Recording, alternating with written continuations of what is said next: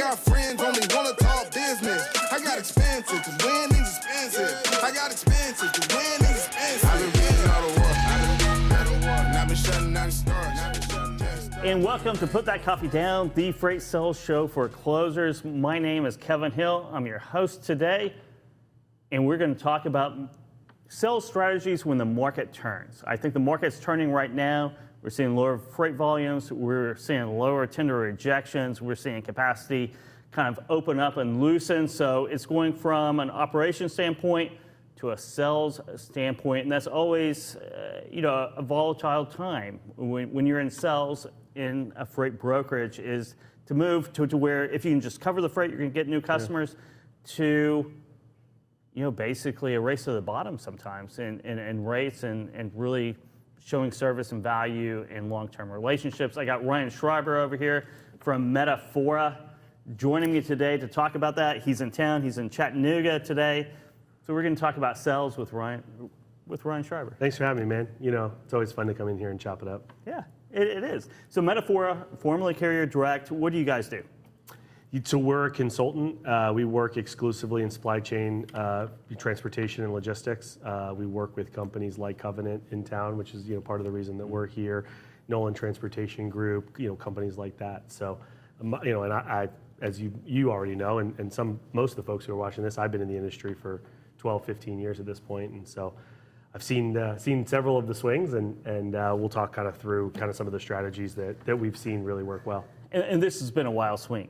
I mean, I was doing a webinar for Redwood Logistics just earlier this afternoon, and you do comps from 2019 pre-pandemic to 2021, and expectations for 2022. I mean, in that survey, people were saying their transportation costs have gone up. Shippers, their transportation costs have gone up, anywhere from 25% to 80%. Yeah. During this time period. Yeah, I mean, it's been insane, right? I mean, it's been unprecedented, and it feels like every time there's a dramatic market swing, we say that, right? I mean, in 2018, with the ELD mandate, we were saying the same thing. Never seen anything like this. It's never going to go back to the way that it was, and then the bloodbath that was 2019. And so, the market's constantly moving. It's always going to be that way. The good news is, as an intermediary, which most of the folks who are watching this show are, there's strategies and ways to make money no matter what's happening in the market. The key for a broker is actually that the market's moving, whether it's moving up or moving down, because you're just working on the arbitrage and the margins. So we'll obviously talk more about that today. But when the market moves, it's actually just about kind of where you focus your energy, where you focus your attention, and how you're going to market, either with your shippers or with your transportation partners. If you're a freight broker, you're much like a stock broker. Yep. Volatility is really good for you. Yeah, absolutely. Pricing moving up and down and having better information than everybody else out there, which a broker should always know, because he knows all the angles. Absolutely. Or she knows all the angles, right? Yeah.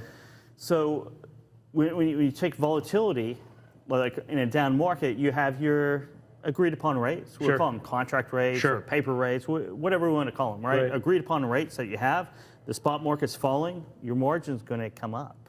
Yeah, potentially. I mean, the key here is absolutely to think about your book of business a lot more like a stock portfolio, Kevin, as you mentioned, right? You talked about being on Wall Street, right? And so the real key is to think about to think about diversity in your portfolio, right? So if you have exclusively contract business or you have exclusively spot business, you're definitely at risk more when the market moves. And so what you want is diversity within that portfolio, and then to sell to the risk profile of your own business, and if you're an individual contributor, to your book of business and what you want to aim for, and then to move with the market, right? So to the extent that rates are falling, you want to try and just like you've been trying to lock in capacity at committed rates for a while, you want to try and lock in your customers. And that's going to be a constant give and take, a constant pull,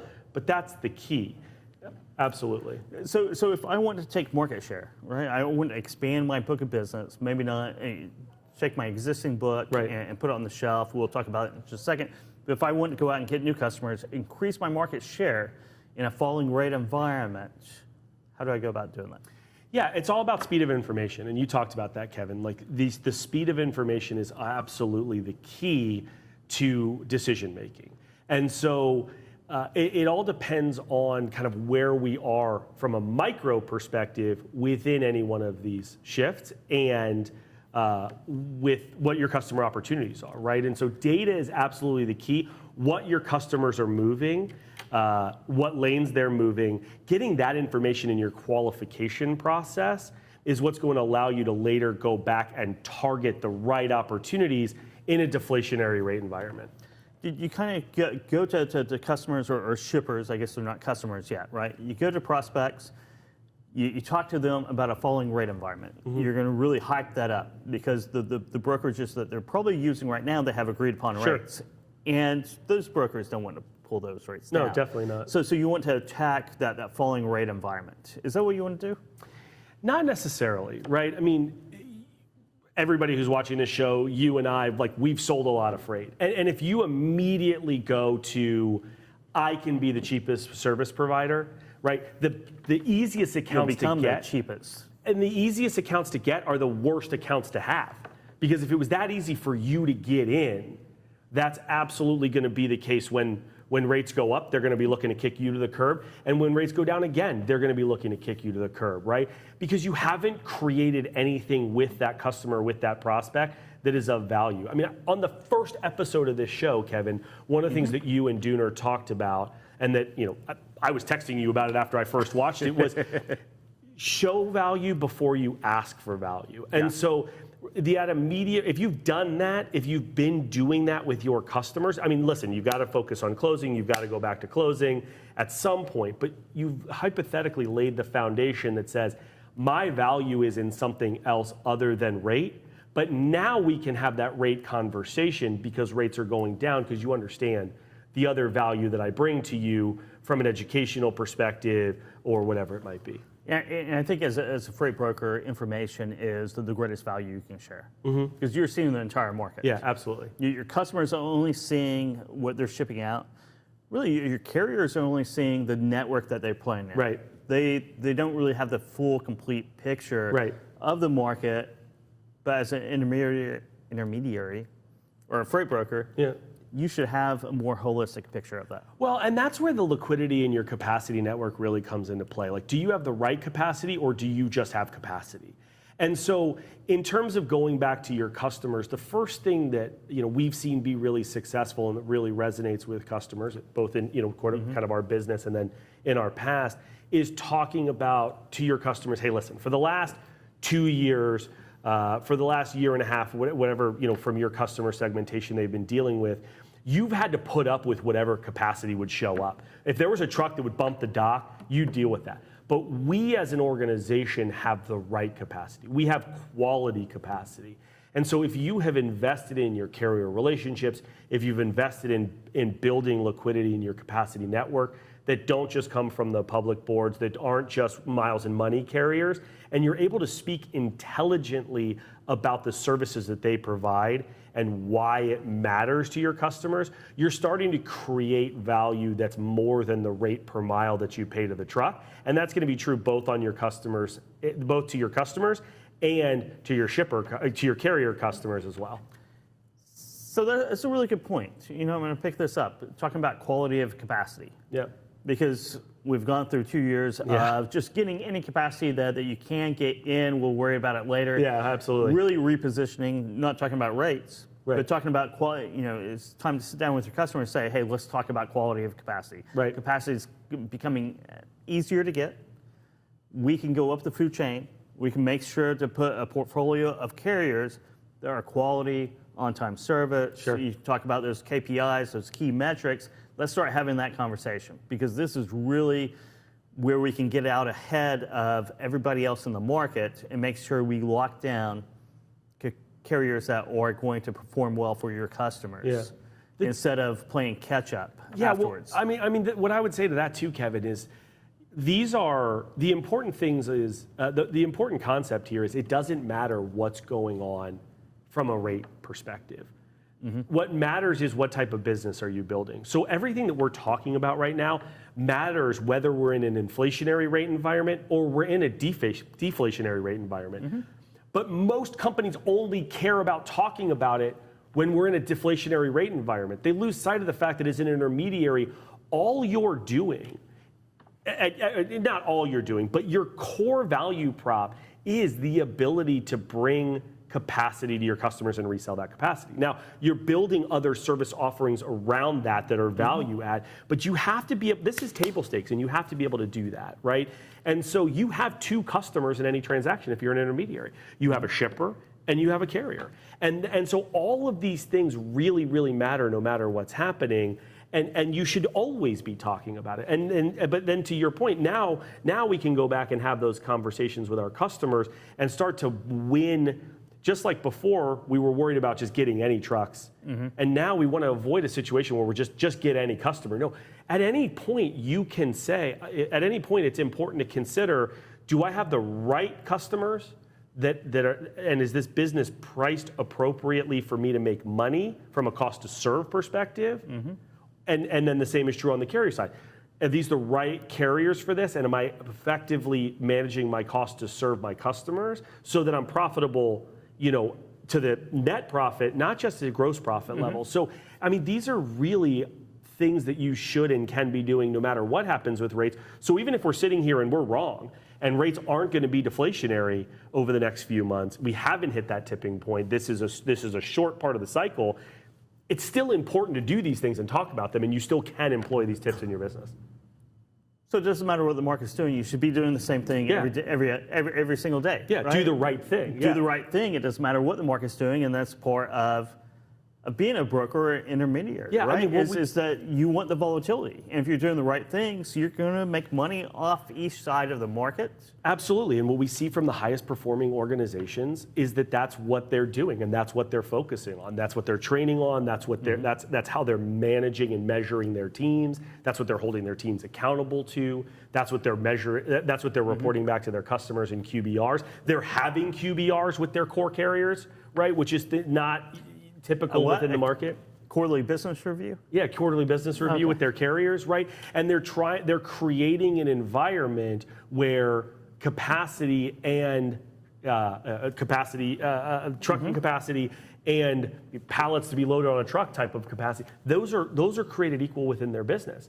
And so whether revenue goes down, whether load count goes down, whether gross profit goes down, or any of those things go up, below the line in that net profit area, the stuff that really matters for building a good, sustainable business, that's always able to go up because you've built a good business around quality customers, quality carriers, a lower cost to serve. Everybody wants to talk negative, in the industry, people talk negatively about Convoy and Uber and how they're buying market share. But you're not doing anything different than they are if you're not focused on those key metrics about the impacts of the cost to serve. Let's talk about a down market, and we're talking about customers, right? What to communicate to customers, how to do the right thing, how to do the same thing. The fundamentals don't change whether it's up or down. But let's shift from that side of the transaction, the shipper side, the customer side, to the carrier side. Yeah, absolutely. So falling rate environment, volatility, what conversations should we be having with our core carriers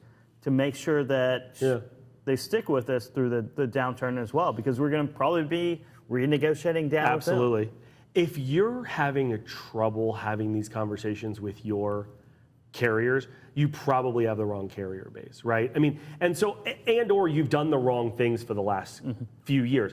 And both of those things are absolutely solvable. So I want to start there, right? I mean, it is a key indicator that you have the wrong carriers in your network, or you haven't been doing the right stuff if you can't or are struggling to have the conversation with those carriers about your book of business.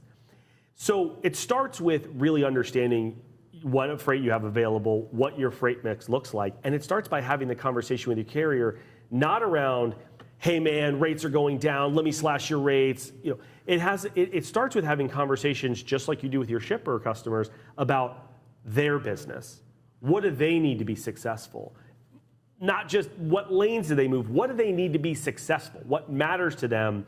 Yield obviously matters, driver utilization obviously matters, but what else matters? What else is their business built around that makes them successful? Where do they excel? Where don't they excel? Not just what lanes do they move, where do they actually excel within those lanes, right? And what does their customer freight look like? What are some of those matches that you can make that are more powerful than just the rate per mile that you're paying to the truck? That's where you can start to have those conversations, and they become more collaborative than just, I'm slashing your freaking rates, and they're going to shop to the next guy. Yeah, it becomes more collaborative. You have to add value before you can ask for value. And part of that value you're asking for Should we rename the show? No, I like to Okay, put that I mean, I down. like that too, but I'm just like saying, that. I mean, you know. But yeah, you have to add value before you ask. So if you want to cut somebody's rate, you better add some value Absolutely. for that. Yeah. You know, that's collaboration. And I think communication is also key. I mean, one of the favorite sort of tactics that I used is when you're negotiating, a lower rate, don't just say my rate now is going to go from 1,000 to 950. Hey man, rates have gone down on this lane broadly from 1,000 to 900. But like you're a core partner for us, and so like I'm not going to ask you to give me $1,000 back. I'm going to ask you to come down to 950, and you're still making $50 more than if you need to go find a new broker on the street. And I'm making $50 more than I was a couple weeks ago. And so like you're not, if you're not selling, that's sales. That's what sales is. It is. That's what sales is. It's communicating the what, the why, the how, and not just, hey man, here's how it's going to be, and then hang up the phone if you don't like it. Yeah, you're not going to have core carriers if that. No. Another thing that is going to happen when rates fall is that there's going to be a rebalancing of networks. Totally. Right? Because of shipping volumes on different lanes. So while you're cutting rates, that carrier partner is rebalancing their network, trying to find the sweet spot in a new environment, right? So helping them out with that, learning about that, qualifying, not really qualifying, but exploring. Yeah. Exploring what they need, and then maybe shifting some freight over to the door as they rebalance. Well, it's a creative solution. I'll tell you, here's what like 75 to 90% of the people who are watching this are saying. This is all great, and I hear this all the time, but like then I'm betting on these carriers doing the same thing for me when the market goes the other way. And right? I mean, that's what they're saying at home. And that's another great, because that's what you just talked about. Hey, you're going to show these carriers that you care. And what everybody at home is saying is, you know what? I don't know, man. These carriers, they don't care about that. They're just, when the market goes the other way, they're going to put the screws on me, so I need to put the screws on them right now. And again, like that's just a sign that you have the wrong capacity network. That's what we've seen time and again, is that it just tells you that you have the wrong capacity network. And so what this is an opportunity for you to do is go rebuild that capacity network so that you have the right carriers, where again, the value that you're bringing and the relationship that you've created with them is stronger than just that rate per mile that's being paid. So, because that's not to say that they're not going to raise the rates on you, right, Kev? Oh, exactly right. But that same sentiment, you can flip around back. We'll go back to shippers, right? If your shippers are going to beat you down, 100%. Not going to not work with you, they don't want anything to do with you except a rate per mile. You're working with the wrong shippers. You have the wrong customer base, and you're not going to be able to grow that to the extent that you want to grow. There's a place for those shippers and those carriers in your business. There absolutely is. But you need to understand the right place where they fit, and they're not core customers and they're not core carriers. It's the reason why there's a place in the field for a 50 to 1 horse. It rounds out the field. Absolutely. And that's it. Absolutely. And you're going to need to work with them, and you should treat them with respect. You should do all of the right things again, because that's who you are. Right? That's who you are as a business. That's what you espouse. But that's where you got to be really strategic about your business. And again, thinking about it a lot more like a stock portfolio, right? Risk profile is just one part of thinking about your business like a stock portfolio. It's also yield and return. It's yield and return, and it's churn. And it's short term. The diversification 100%. Is the churn, because everything churns. Yep. And you should be prepared for it. And are you looking at short-term rates of return? Or are you looking at long-term rates of return? Right? If I want a short-term rate of return, I'm going to buy more Dogecoin, like Donor told me to do. But if I'm looking for a long-term return, I'm going to keep buying Vanguard. But the reality is, what I'm actually doing is I'm going to do both. I'm going to do both. It's just a matter of how much I do in one or the other. And the same is true on the carrier side. The same is true on the customer side. Absolutely. And you put, what, 90% of your savings into Dogecoin, right? Oh, absolutely. I put, of course. Yeah, I mean, when it was at 37 cents a coin, I put everything in there, 100%. Because that seemed like the right move. But it does, yes. But just to that point, right? I mean, we're talking about all we can work towards is a carrier and customer portfolio that treats us the same way we're trying to treat them to meet our ends. And so your carriers are going to come back to you and they're going to ask you for a rate increase in the future when the market moves the other day. But it's how, it's in what way, it's in what manner. Is it a threat or is it a collaborative experience, just like I said before? Hey, rates went from 900 to 1,000 and your carrier is going to call you and say, listen, I need to be at 950 now. The market's at 1,000, but I'm going to be at 950, and here's why. And then they're saying the same thing back to you. You're making $50 more than you were. You're making $50 more than if you had to go find another carrier, and I'm making $50 more, and it's worth it. Both of those trade-offs are worth it for me, and that's what you're looking for in the capacity network, just like that's what you're looking for in the customer network as well. Exactly right. And the market, I think the market is turning. I mean, I certainly think that the market's turning. It could be a long-term term. It could be an economic recession. It could be a freight recession. It could be anything. But volatility is here. Let's put it that way. Volatility is here, and as a freight broker, you should be able to play the volatility. Because if you can't play the volatility, you're not going to make it as a broker. I mean, that's ultimately the point. Like, we spend too much, in many respects, like trucking companies need to think about it a lot, right? Because it's a riskier business from a fixed overhead perspective, right? From a leverage perspective, what have you. But as an intermediary, trying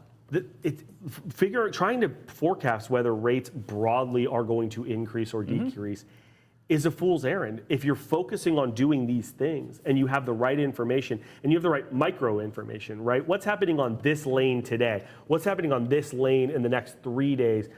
You can't be sure, nothing's a crystal ball, but from a predictive perspective, high confidence interval, I think this is going to happen. We spend way too much time worrying about whether rates are going to go up or down. We just spend way too much time on that. And so now we need to figure that out at a macro level, certainly, so we can build that book the right way. But on a day-to-day decision-making basis, from making take decisions on tenders to bidding out spot freight, it's all about speed of information. We should stop worrying about, are they going to go up or are they going to go down, and focus on these discrete activities that are exactly the same regardless if it's an inflationary or deflationary rate environment. And you're exactly right. But I usually am, so that's fair. Yeah. Maybe not exactly right. Yeah, and I'm usually not, so, I will give this word of warning out to all the freight brokers who started after the pandemic started. Yeah, totally. It is like we're going to hit, and it's probably going to come very soon, an environment that is unlike anything you've seen. Yeah. And if you haven't been doing things the right way, then it's a race to the bottom. And that's what you're going to get caught into, this trap. Yeah. If you don't plan and prepare for the volatility and capitalize on it, you are going to be at a race to the bottom of rates. 100%. And so as leaders, as leaders, you said that so confidently. Well, I know. Those are hard lessons to learn. They're really hard lessons to learn, and that's why, as leaders, one of the keys is: are you measuring the right things within your business? Peter's been on these shows. I've been on these shows. Other folks on our organization have been on these shows, and what we've said over and over again: if you didn't grow in the last 2 years, you messed up. Messed up. There's no two ways about it. You just messed up. And usually I use a much harsher word than that, as you know, but you messed up. And so if you grew, it was like falling out of a boat and hitting water. Congratulations. So how are you measuring whether or not your success over the last few years is the type of success you were going for, is sustainable success, that your people are doing the right thing? So this is also a time, as you're thinking about strategic planning, as you're thinking about, if you are concerned about a deflationary rate environment, what are you looking at? What are the metrics you're looking at to tell yourself whether or not you've built a good business or you've just built a book over the last couple of years? And that's really key, I think, for leaders and organizations to be thinking about at all times, but definitely now if you think it's going to deflate. Well, I'm going to go back to Warren Buffett. One of my favorite quotes, right? You never know who's swimming naked until the tide goes out. And we're about to see, Yeah. in 2022, we're going to see the tide go out on the 3PL industry. Yeah. And we are going to see, in 2022 into 2023, not just 3PL industry, but also the carrier asset-based side. Yeah. Who's done it right and who's just been along for the ride. Yeah, absolutely. It'll be very interesting. And I think one of the next topics to talk about is how do you measure whether or not you did a good business? How do you measure that? But we don't have time for that today. Well, and if you really want to know, you can just contact Ryan Schreiber directly, and he'll tell you whether you like to know or not. How do they contact you? I'll tell you all kinds of things, whether you'd like to know them or not. And one of those is how to get in touch with me. So I appreciate you setting that up. Yeah, you guys, everybody can find me here on FreightWaves. I have a monthly segment on FreightWaves now every Thursday, last Thursday of the month, third Thursday of the month. I don't know, Kaylee, when is it? No. You can find me on LinkedIn, obviously Ryan Schreiber, on Twitter, _userprime, and you can always email me, rschreiber@metaphora.net, not .com, .net. So check us out. Hey, great having you in. That's great thanks, being in man. the studio here in Chattanooga. That's all we have for today. See you later. Yep. I got friends only wanna talk business. I got expensive, cause winning's expensive. I got expensive, cause winning's expensive. I've been winning all the war. And I've been shutting down the stars.